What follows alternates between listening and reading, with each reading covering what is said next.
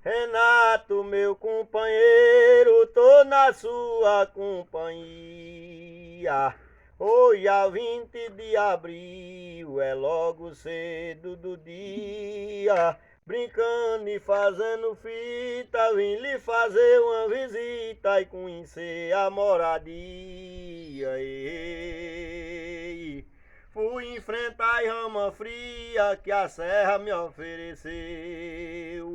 O grito caiu em cima, eu escutei que era o meu. Desceram de serra abaixo e o tatu apareceu.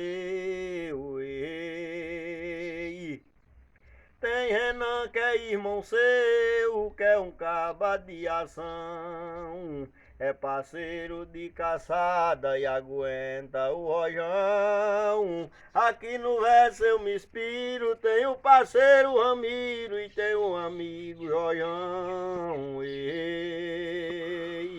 Obrigado a cada irmão que tudo é feito na hora. Eu já falei de caçada, já contei a minha história. Deixo gravado meus versos, de vocês eu me despeço, dou adeus e vou embora. Show, galera, tchau.